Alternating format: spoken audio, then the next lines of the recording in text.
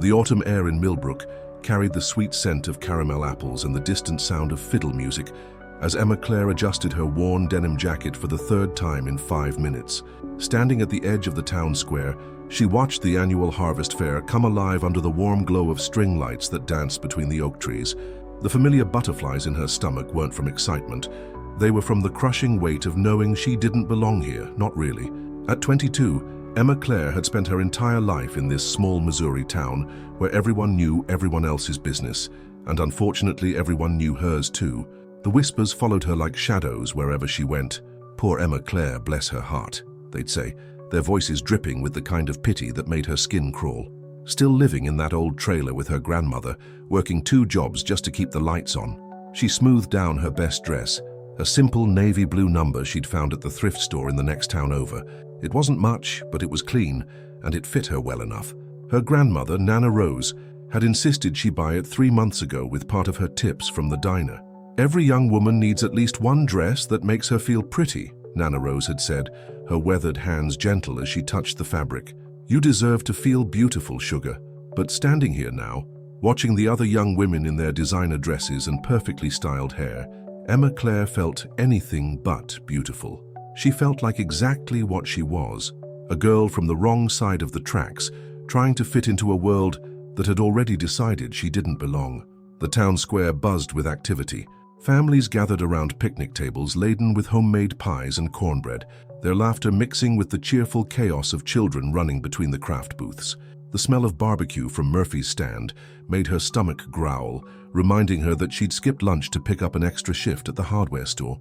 Every dollar counted, especially with Nana Rose's medical bills piling up on the kitchen table like unwelcome guests. Emma Claire, there you are, honey.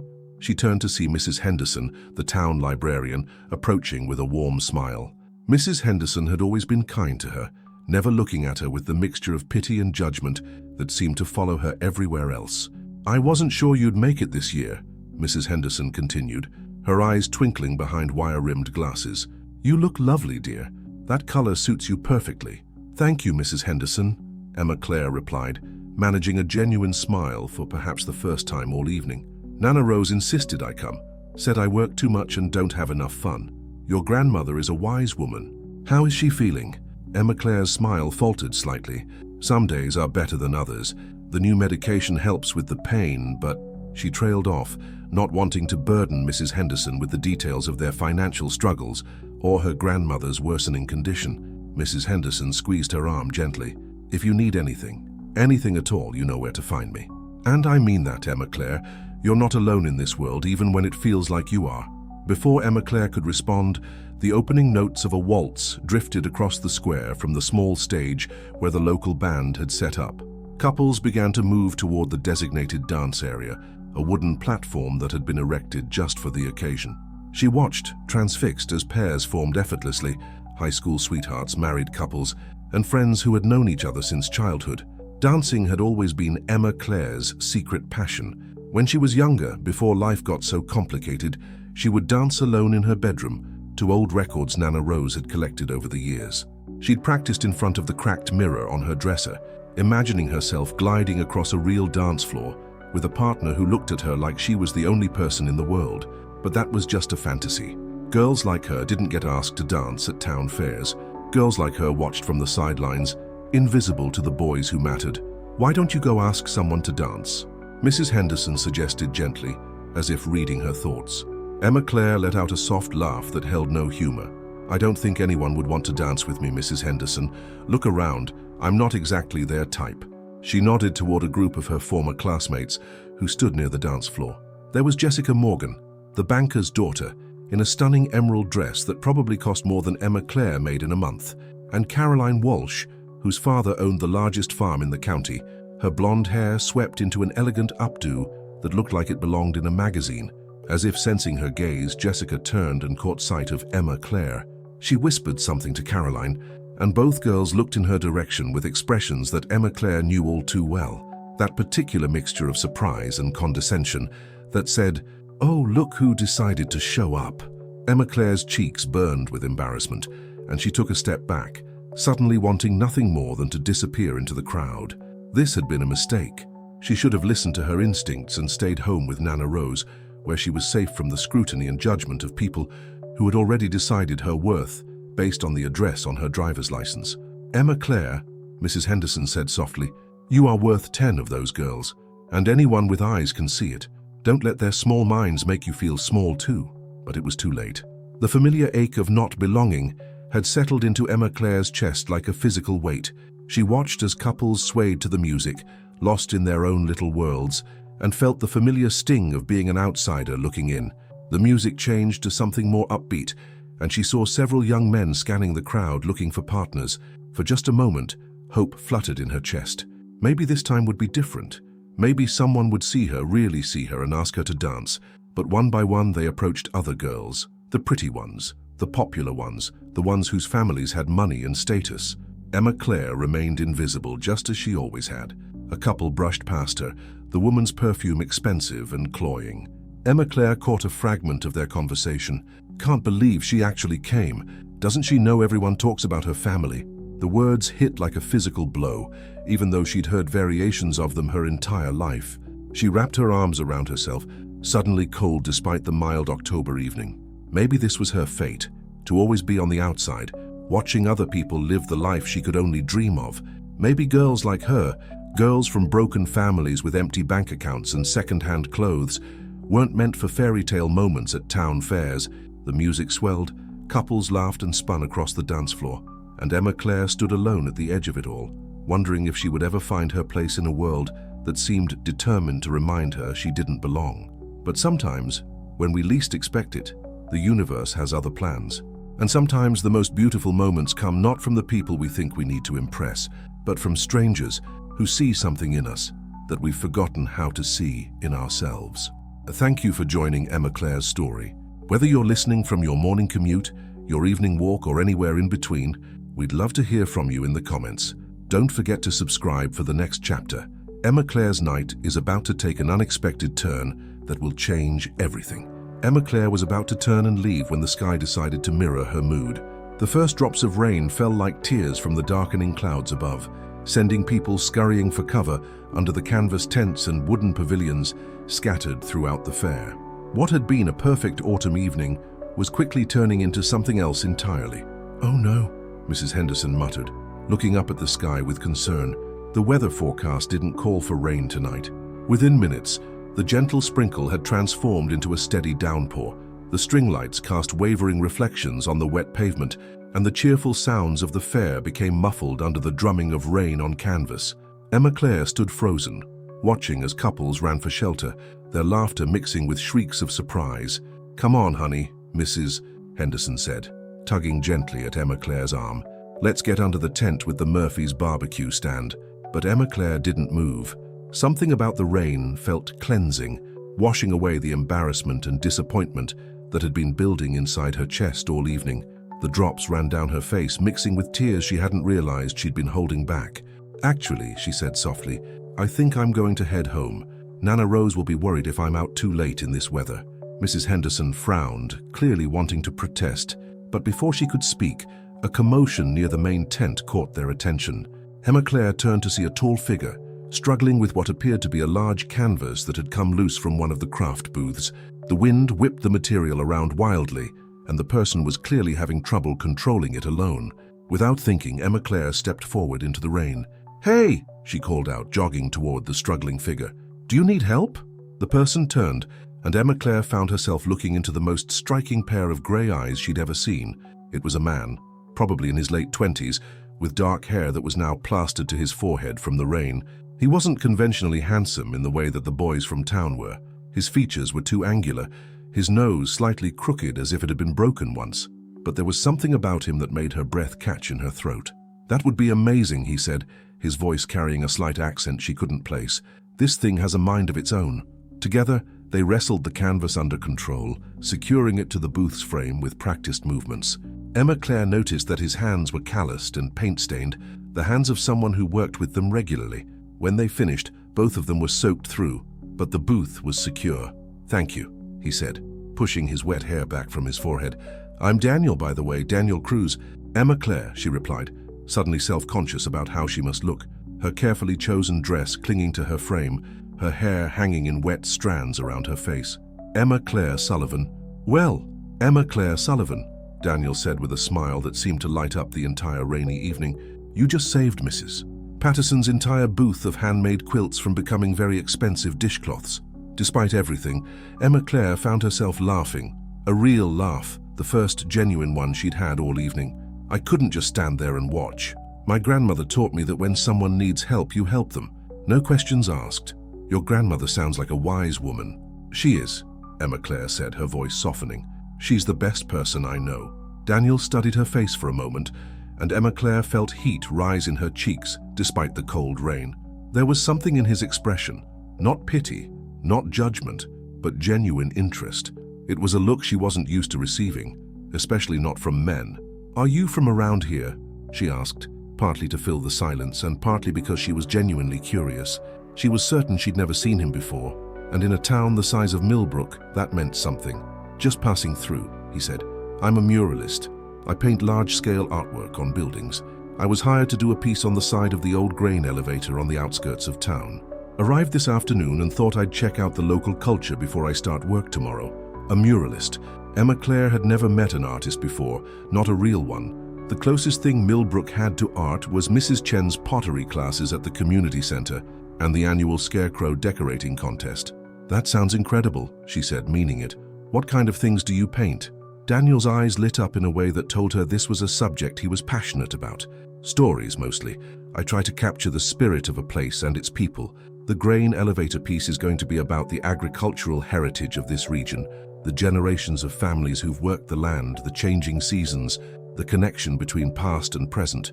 As he spoke, Emma Claire found herself captivated not just by his words, but by the way his hands moved as he described his vision.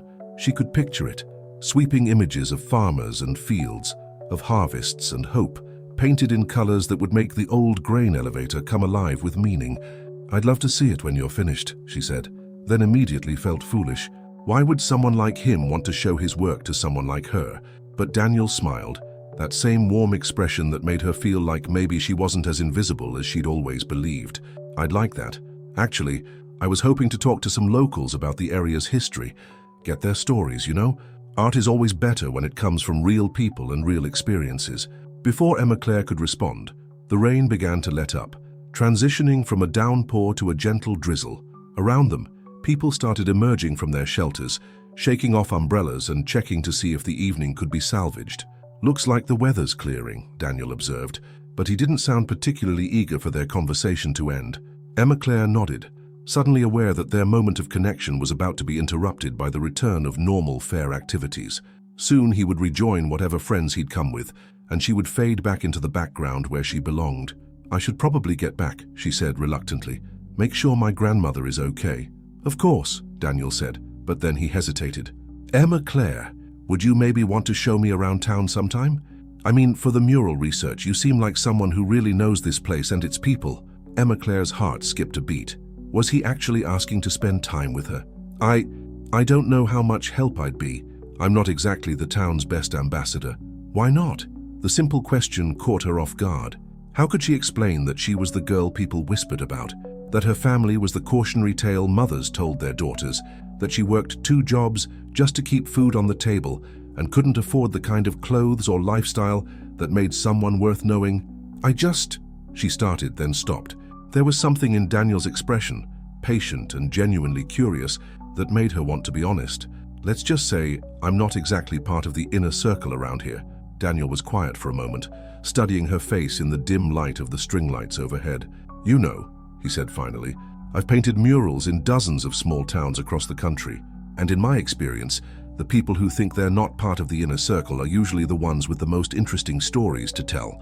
The music started up again from the stage, a slow, sweet melody that drifted across the rain-dampened square. Couples began to make their way back to the dance floor, testing the wet boards cautiously before committing to the movement. Emma Claire watched them, that familiar ache returning to her chest. Soon Daniel would see what she'd been trying to tell him, that she was the girl no one asked to dance, the one who watched from the sidelines while life happened to everyone else. But then something extraordinary happened. Daniel extended his hand toward her, palm up, water droplets still glistening on his skin. "Emma Claire Sullivan," he said, his voice soft but clear above the gentle patter of the remaining rain. "Would you do me the honor of dancing with me?" The world seemed to stop. The sounds of the fair faded into background noise, and all Emma Claire could hear was the beating of her own heart. She stared at his outstretched hand as if it was something magical, something that couldn't possibly be real. I'm not very good," she whispered, the words tumbling out before she could stop them. Daniel's smile widened. "Neither am I, but I think we might figure it out together." And in that moment, standing in the gentle rain under the twinkling lights of the Millbrook Harvest Fair, Emma Claire realized that sometimes the most beautiful invitations come not from the people you expect, but from strangers who see something in you that you've forgotten to see in yourself. She looked at his hand one more time, then slowly, carefully, placed hers in his. Just to see is what happens when Emma Claire takes that first step onto the dance floor. The night is about to become something neither of them expected. We hope you're enjoying this journey from wherever you're tuning in, whether it's during your lunch break, your evening jog, or tucked in at home. Let us know in the comments where this story is finding you, and don't forget to subscribe so you don't miss what happens next. Emma Claire's hand trembled slightly as she placed it in Daniel's, her fingers cold from the rain, but warming instantly at his touch. He led her toward the dance floor with gentle confidence, seemingly oblivious to the curious stares that followed their movement across the wet square. The wooden platform was slick from the rain, and several couples had already claimed spots under the soft glow of the overhead lights. Emma Claire felt every eye in the vicinity turn toward them as they stepped onto the dance floor together. She could practically hear the whispers starting. "Who is that with Emma Claire? Where did he come from? What's someone like him doing with her?" "Hey," Daniel said softly, his voice drawing her attention back to his face. "Look at me, not at them." She hadn't realized how obvious her anxiety was until he pointed it out. Taking a shaky breath, she forced herself to meet his gray eyes, finding an unexpected steadiness there that helped quiet the chaos in her mind. "I really meant it when I said I'm not very good at this," she whispered, as he placed his free hand gently on her waist. "Then we'll go slow," he replied, beginning to sway gently to the melody drifting from the small stage. Dancing isn't about being perfect, it's about connecting with another person, sharing a moment in time. The band was playing an old country ballad, something sweet and timeless that seemed to wrap around them like a warm blanket. Emma Claire had heard the song countless times on Nana Rose's old radio, but she'd never experienced it like this, with someone's arms around her, moving in harmony with another human being. At first, she was stiff and self-conscious, hyper-aware of every step and every potential mistake. But Daniel was patient, his movements easy and unhurried, and gradually she began to relax into the rhythm. When she stumbled slightly on a turn, he simply smiled and adjusted his steps to match hers. "There you go," he murmured encouragingly. "You're a natural." Emma Claire almost laughed at that. If only he knew how many nights she'd practiced alone in her bedroom, dreaming of a moment just like this. But as they continued to move together, she realized that all those hours of dancing with imaginary partners had actually prepared her for this. Her body remembered the steps, even if her mind was overwhelmed by the reality of it. "You know," Daniel said, as they swayed through a particularly smooth sequence, "you were wrong about something earlier." "What's that?" She asked, surprised by how normal her voice sounded despite the butterflies performing acrobatics in her stomach. "You said you weren't the town's best ambassador, but from what I've seen tonight, you're exactly the kind of person I hope to meet in every place I visit." Emma Claire felt heat rise in her cheeks. "You don't even know me." "I know you stopped to help a stranger in the rain without being asked," he said, his hand tightening slightly on her waist as he guided her through a gentle turn. "I know you care about your grandmother enough to worry about getting home to her. I know you have kind eyes and a beautiful laugh." "Daniel," she started, but he continued speaking. "And I know that everyone who's ignoring you tonight is missing out on something special." The words hit her like a physical blow, but in the best possible way. No one had ever spoken to her like that before, with such genuine appreciation, such certainty about her worth. She felt tears prick at her eyes and blinked them back quickly. "Why are you being so nice to me?" she asked, the question slipping out before she could stop it. Daniel was quiet for a moment, considering his answer, as they moved together across the damp wooden floor.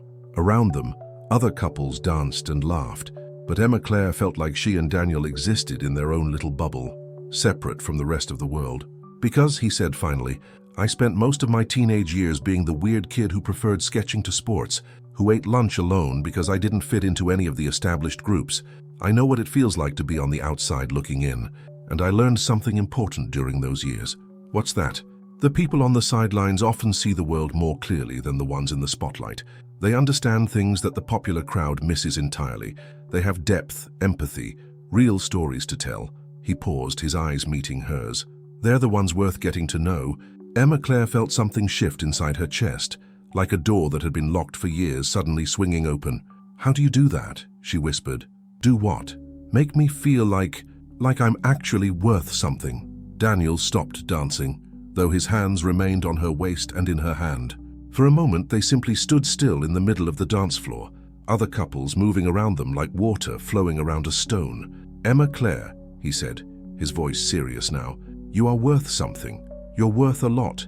And if the people in this town can't see that, then that's their loss, not your failure." Before she could respond, the music changed to something more upbeat, and the mood on the dance floor shifted with it.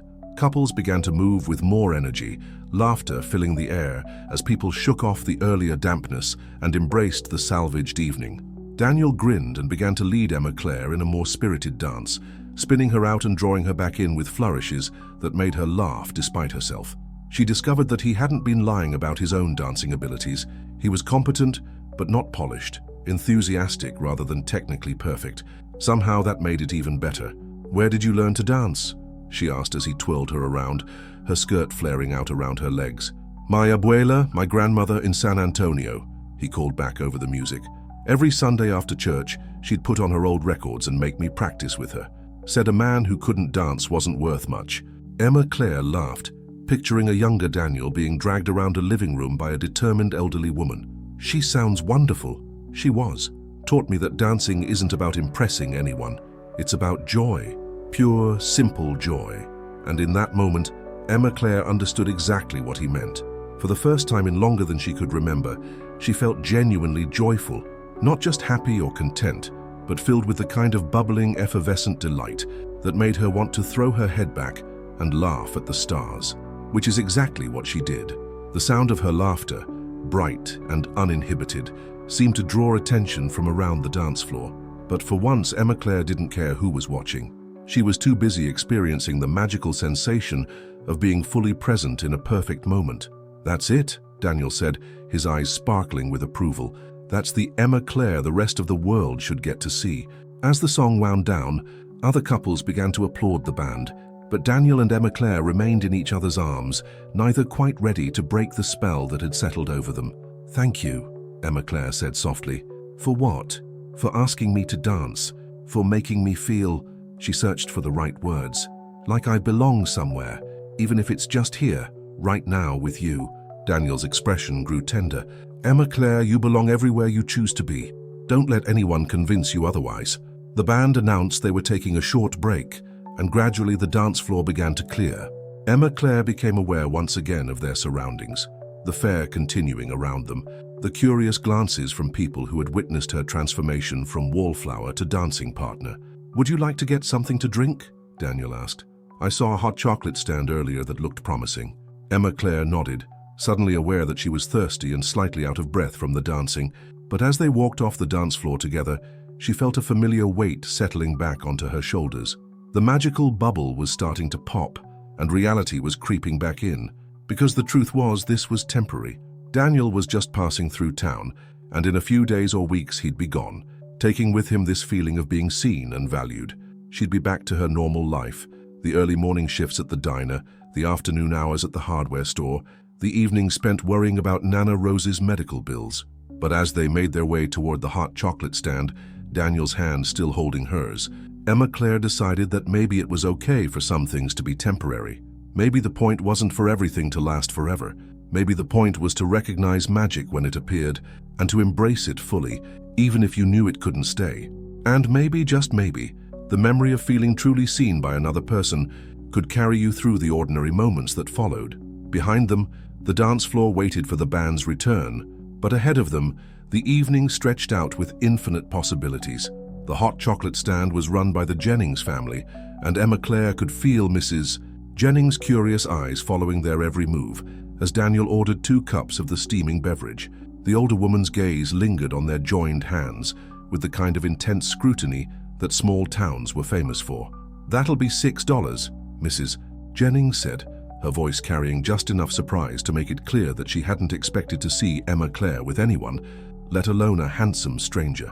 Daniel pulled out his wallet without hesitation, but Emma Claire felt her stomach clench. $6. She could buy a loaf of bread and a carton of milk for that much. The guilt of letting someone spend money on her, money that could go towards something actually important, settled over her like a familiar weight. "I can pay for mine," she said quietly, reaching for her small purse. "Absolutely not," Daniel replied with a smile, handing Mrs. Jennings a $10 bill. "A gentleman always pays for hot chocolate after dancing in the rain." Mrs. Jennings handed them the steaming cups along with Daniel's change, her eyes still fixed on Emma Claire with unconcealed fascination. "You're not from around here, are you, young man?" "Just visiting," Daniel answered politely. "Beautiful town you have here. The fair is wonderful." "Oh yes, we're very proud of our community traditions," Mrs. Jennings replied, but her tone suggested she was more interested in gathering information than making small talk. "Are you staying long?" Emma Claire felt heat creep up her neck. She knew exactly what Mrs. Jennings was really asking. What were his intentions with the Sullivan girl and how quickly would he be moving on? "A few weeks probably," Daniel said easily. "I'm working on a mural project." "How interesting," Mrs. Jennings said, though her expression suggested she found it more puzzling than interesting. "Well, enjoy the fair." As they walked away from the stand, Emma Claire could practically feel Mrs. Jennings reaching for her cell phone to start the gossip chain. By morning, half the town would know that Emma Claire Sullivan had been seen dancing with a mysterious stranger who was just visiting. She seemed friendly, Daniel said, apparently oblivious to the undercurrents of the conversation. Emma Claire almost choked on her hot chocolate. You could say that. They found a relatively quiet spot near the edge of the fair, where a few picnic tables sat under an old oak tree. The string lights didn't reach this far, but the soft glow from the main fair provided enough illumination to see each other's faces. Daniel sat across from her, his hands wrapped around his cup for warmth. "So," he said, "tell me about this town. What's it really like living here?" Emma Claire took a sip of her hot chocolate, buying herself time to think. How could she explain Millbrook to someone who had clearly seen much more of the world? How could she describe the suffocating feeling of everyone knowing your business, the way past mistakes followed you like shadows, the invisible barriers that determined who belonged and who didn't? She started, then stopped. "It's complicated. Most places are," Daniel said gently. "Try me." Emma Claire looked out at the fair, watching families gather their children and elderly couples say goodbye to friends. Soon, everyone would go home to their neat houses with their white picket fences and their comfortable certainties about how the world worked. "It's the kind of place where everyone knows everyone," she said finally, "which can be wonderful when you need help or support, but it can also be," she searched for the right word, "limiting." Limiting how? Emma Claire hesitated. She'd never tried to articulate this feeling to anyone before, partly because she'd never had anyone who seemed genuinely interested in understanding. "People here, they have ideas about who you are based on things that happened years ago, or what your family does for work, or where you live," she said slowly. "And once they've decided who you are, it's almost impossible to be anything else." Daniel nodded thoughtfully. "And who have they decided you are?" The question hung in the air between them, heavy with implications. Emma Claire stared down at her hot chocolate, watching the steam rise from the surface. "The girl from the trailer park whose daddy ran off when she was 7, she said quietly. "The one whose mama died of cancer when she was 15 and left her to take care of her sick grandmother. The one who works 2 jobs just to keep the lights on and will probably never amount to much of anything." The words came out flat and matter-of-fact, as if she were reciting someone else's story. But Daniel's sharp intake of breath made her look up, and she was surprised to see something that looked like anger flash across his features. "That's not who you are," he said firmly. "Isn't it?" Emma Claire asked, and she was surprised by the bitterness in her own voice. "Because from where I'm sitting, that's a pretty accurate description of my life." "No," Daniel said, leaning forward. "That's a description of things that happened to you. It's not who you are." "What's the difference?" Daniel was quiet for a moment, seeming to choose his words carefully. "The difference is that those are circumstances, not character. Those are challenges you've faced, not limitations on what you can become." Emma Claire felt tears prick at her eyes. "You don't understand. You don't know what it's like to have people look at you and immediately start calculating your worth based on your address or your clothes or your bank account." "You're right," Daniel said simply. "I don't know what that's like in the specific way you've experienced it." But I do know what it's like to feel like you don't fit, like you're not what people expect or want you to be. How? The question slipped out before she could stop it. Daniel smiled, but it was tinged with sadness. Try being a half-Mexican kid who wanted to be an artist in a Texas town where the two main career paths were oil work or ranch work. Try having a father who thought painting was for sissies and couldn't understand why his son would rather draw pictures than play football. Emma Claire studied his face in the dim light. Seeing something there she recognized, the particular kind of pain that came from being misunderstood by the people who were supposed to love you unconditionally. What happened? She asked softly. I left, Daniel said simply, right after high school. Packed everything I owned into a beat-up Honda and drove until I found a place where being different wasn't considered a character flaw. Do you ever go back? Sometimes. For holidays, family obligations. But it's never comfortable. I'm still the son who disappointed his father by choosing art over a real career. Emma Claire felt a stab of envy so sharp it surprised her. But at least you got to leave, at least you had that option. What do you mean? She gestured vaguely toward the fair, toward the town beyond it. I can't leave. Nana Rose needs me, and even if she didn't, where would I go? What would I do? I barely graduated high school. I have no money saved, no skills that would matter anywhere else. Emma Claire, Daniel said, his voice gentle but firm. You have more skills than you realize. You're intelligent, hardworking, compassionate. You can adapt and solve problems and connect with people. Those qualities will serve you well anywhere. Those aren't marketable skills. They're the most marketable skills there are. You just don't realize it yet. Before Emma Claire could respond, a commotion near the main stage caught their attention. A group of teenagers was laughing loudly, their voices carrying across the quieter section of the fair.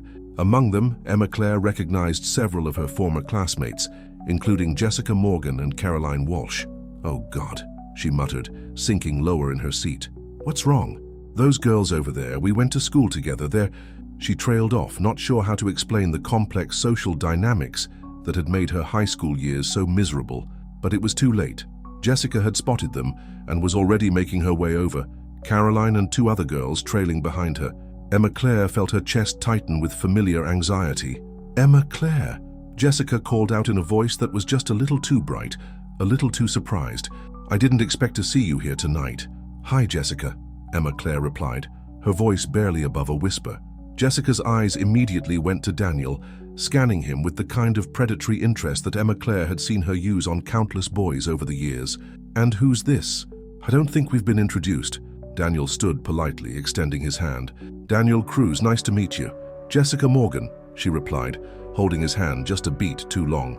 So, Daniel, what brings you to our little town? You're obviously not from around here. I'm working on an art project, Daniel said simply, sitting back down next to Emma Claire in a gesture that she hoped looked casual but felt like protection. How exciting, Caroline chimed in, moving to stand closer to the table. What kind of art?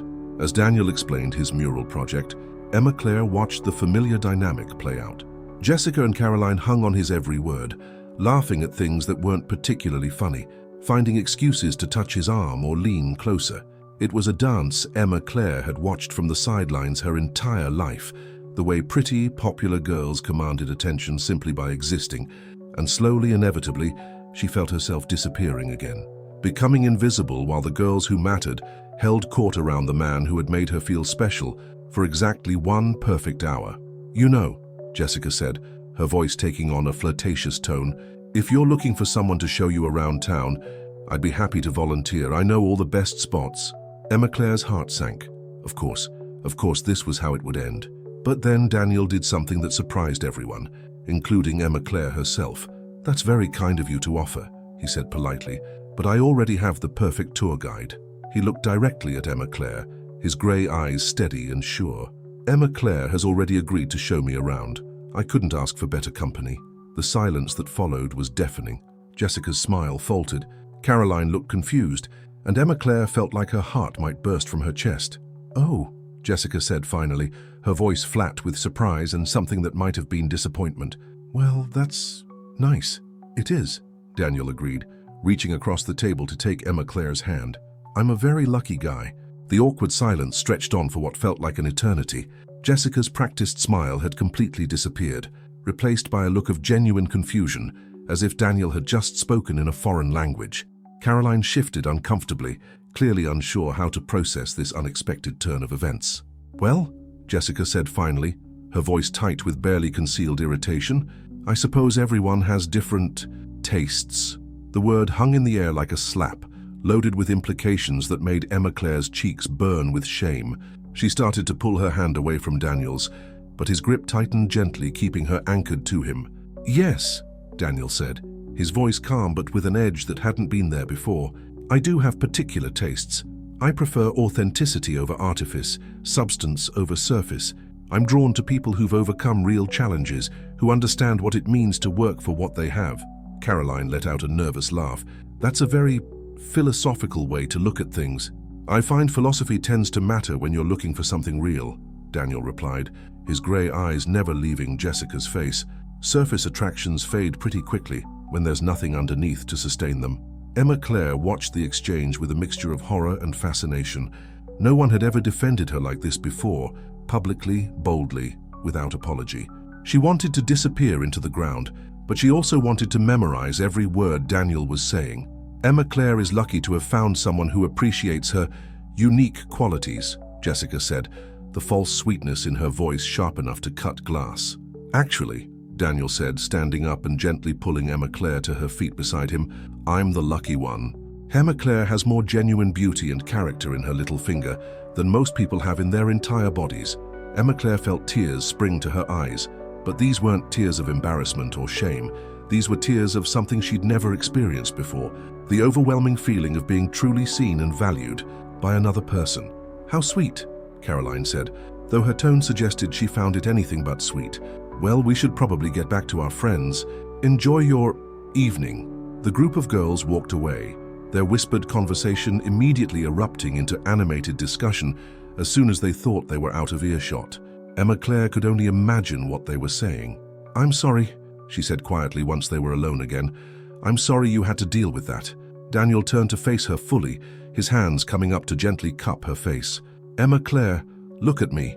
She forced herself to meet his eyes, though the intensity there made her want to look away. "You have nothing to apologize for," he said firmly. "Nothing. Those girls, they're the ones who should be embarrassed by their behavior. But they're not wrong," Emma Claire whispered. "They're pretty, they're popular, they come from good families. Any rational person would choose them over me." "Would they?" Daniel asked, his thumbs gently brushing away the tears that had started to fall down her cheeks. "Let me tell you what I see when I look at you, Emma Claire Sullivan." She tried to shake her head to protest, but he continued speaking. "I see a woman who stopped in the middle of a rainstorm to help a complete stranger. I see someone who works 2 jobs to take care of the person she loves most in the world. I see intelligence in your eyes, kindness in your smile, and strength in the way you carry yourself despite everything you've been through." "Daniel, I'm not finished," he said gently. "I see someone who dances like she's afraid the music might stop, who laughs like she doesn't get to do it often enough. I see a woman who's been told she's not enough for so long that she's started to believe it, but who shines brighter than all the artificial lights in this entire fair." The words hit Emma Claire like a physical force, breaking through defenses she'd built up over years of disappointment and rejection. She felt something crack open inside her chest, not breaking but opening, like a flower that had been closed tight against the cold, finally feeling safe enough to bloom. "You shine more than all of them," Daniel whispered, his forehead touching hers. "Don't you see that?" Emma Claire couldn't speak. The lump in her throat was too big, the emotions too overwhelming. No one had ever spoken to her like this before. No one had ever seen her the way Daniel seemed to see her. "I don't understand," she finally managed to choke out. "Why me? You could have anyone. You could have Jessica, or Caroline, or any of the other girls who actually fit in, who actually belong in places like this." Daniel pulled back slightly so he could look into her eyes. "Emma Claire, do you want to know why I asked you to dance tonight?" She nodded, not trusting her voice. "It wasn't because you were the only option, or because I felt sorry for you, or because I was being polite," he said. "I asked you to dance because when I saw you standing there in the rain, you were the most beautiful woman at this entire fair." "That's not true." "It is true. Not because of your dress or your hair or your makeup, though you look absolutely stunning tonight. You were beautiful because of the way you carried yourself with dignity, even when you thought no one was watching. Because of the way you lit up when you talked about your grandmother. Because when you saw someone who needed help, your first instinct was to offer it." Emma Claire felt like she was drowning. but in the best possible way. I still don't understand why someone like you would want to be with someone like me. Daniel was quiet for a long moment, his hands still gentle on her face. When he spoke again, his voice was soft but certain. Because someone like you is exactly what I've been looking for my entire life, he said. Someone real. Someone who knows what it means to struggle and overcome. Someone who doesn't take anything for granted because she's had to fight for everything she has. He paused, his grey eyes searching her face. Emma Claire, I've traveled all over this country, painting murals in dozens of towns, meeting hundreds of people, and I have never, not once, met anyone who made me feel the way you do. How do I make you feel? She whispered. Like I've been looking at the world in black and white my entire life and you just showed me color, he said simply. The words hung between them in the cool October air, more intimate than any physical touch.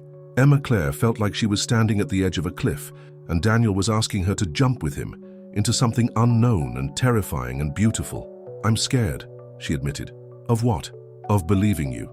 Of letting myself think that maybe I could be worth something to someone like you. Of hoping for something I've never had before. She took a shaky breath. I'm scared of what happens when you leave. Daniel's expression grew tender. Emma Claire, I can't promise you that I'll never leave Millbrook.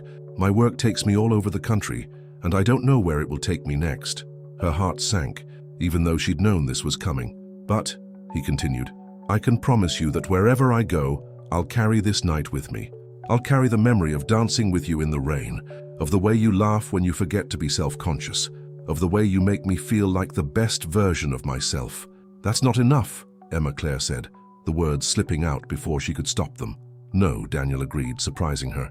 It's not enough, which is why I want to ask you something. Emma Claire's heart began to race. What? Come with me. The words hung in the air between them like a challenge, like a promise, like a prayer. What? She breathed. When I finish the mural, when I'm ready to move on to the next town, come with me. See what's out there beyond Millbrook. Let me show you the world and let the world see what I see when I look at you. Emma Claire stared at him, her mind reeling. I can't. Nana rose. We'll figure it out, Daniel said gently. We'll find a way to make sure she's taken care of. There are options, programs, family members who could help. But Emma Claire, please don't let fear keep you trapped in a life that's too small for who you really are. The offer hung between them, impossible and tempting and absolutely terrifying. Everything Emma Claire had ever wanted was standing right in front of her, asking her to be brave enough to reach for it. But reaching for it meant leaving behind everything she'd ever known, everyone she'd ever loved, every certainty she'd built her life around. It meant choosing herself, maybe for the first time in her life. I need time to think, she whispered. Of course, Daniel said immediately. Take all the time you need, I'm not going anywhere for a while. But even as he spoke the words, Emma Claire could feel the weight of the decision pressing down on her. Because she knew that some choices, once made, changed everything that came after, and she had no idea if she was brave enough to make this one. Emma Claire stands at the crossroads of her entire life, faced with a choice that will determine everything that comes next. The final chapter will reveal what she decides and how her story ends. Whether you're listening from your car, your kitchen, or your favorite reading spot, we hope this journey has touched your heart. Share with us in the comments where this story has found you, and make sure you're subscribed for the conclusion. Sometimes the most important decisions are the ones that scare us the most.